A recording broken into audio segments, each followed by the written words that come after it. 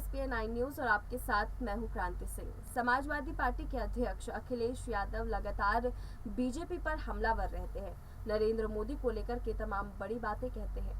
PM पद से लेकर के राष्ट्रपति पद तक भी पहुंच जाते हैं और अपने जवान का बिल्कुल भी ख्याल नहीं रखते हैं। लेकिन इस बीच में एक और बड़ा बयान जो है वो अखिलेश यादव की तरफ से दे दिया गया है, जिसके बाद से बीजेपी में हड़कंप मचना लाजमी था।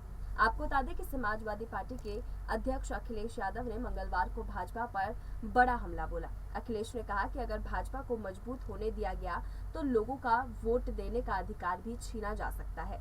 अखिलेश ने उदाहरण देते हुए कहा कि भारत के आसपास देख लीजिए, कुछ देश ऐसे हैं जहां पर वोट नहीं पड़ता, सरकार स्थायी है, कुछ जगहों पर फौज देश के लोकतंत्र को चला रही है।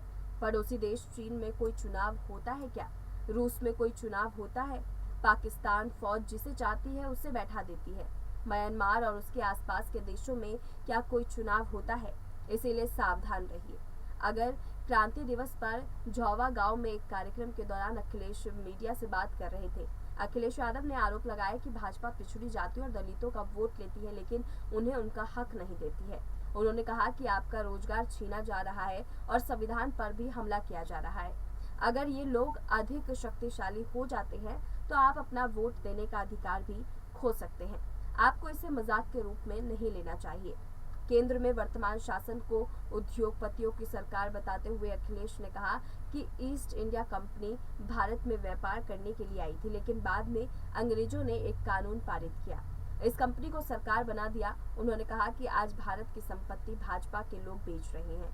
उन्होंने पूरे देश को उद्योगपतियों को दे दिया है। अगर ये लोग कुछ और दिन रहे तो हम एक बार फिर से गुलाम बन जाएंगे।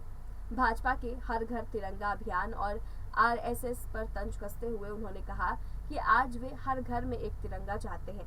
अगर आप इतिहास में जाते हैं तो ये वही लोग हैं जिन्होंने कभी तिरंगे का विरोध किया था। सशस्त्र बलों में भर्ती की अग्निपथ योजना का जिक्र करते हुए उन्होंने कहा कि अब सेना के अस्थायी व्यवस्था है। कुछ दिनों के बाद पुलिस और PAC में भी अस्थायी व्यवस्था होगी, आउटसोर्स भी किया जाएगा। अखिलेश ने यह भी आरोप लगाया कि भाजपा नेताओं को पता था कि नोएडा में एक महिला के साथ दुर्व्यवहार करने वाले राजनेता कहां छिपा था और उसे प्रभावशाली सत्तारूढ़ पार्टी के मंत्रियों और विधायकों के साथ संबंध थे।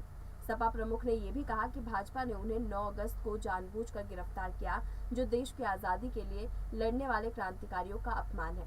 अब यहाँ पर अपने आप को क्रांतिकारियों से जो है वो अपने आप को दिखा रहे हैं, वहीं दूसरी तरफ भाजपा को यहाँ ब्रिटिश शासनकाल से जोड़ करके बता रहे हैं। आप लोगों को क्या लगता है अखिलेश यादव के इस बयान के बाद से क्या सच में बीजेपी जो है उस पे वो शासनकाल देश में लागू करना चाहती है जो ब्रिटिश समय पर था? आप लोग अपने तर्क देना बिल्कुल भी ना भूलें और ये भी बताएं कि क्या यहाँ पर अखिलेश यादव कितना सही कह रहे हैं और कितना गलत कह रहे हैं। आपके तर्क का हमें इंतजार है। फिलहाल हमारे इस रिपोर्ट में बस इतना ही। देश दुनिया की तमाम बड़ी खबरों के लिए देखते रहिए SPN9 न्यूज।